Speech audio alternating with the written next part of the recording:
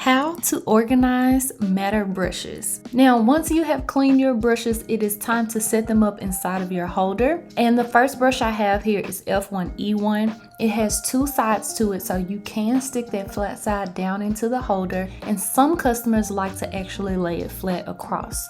The other brushes are going to start with E, so E2 through E7 are typically your smaller brushes, and they are used for your eyes. A great tip here is make sure that the brush words are facing you so that you can read them clearly and easily to make your application go more smoothly. That first brush is F1E1, so as we start to set up our brushes that start with the letter F, we already have F1 set up in the holder. Then we'll move on to F2, F3, 4, all the way through 7.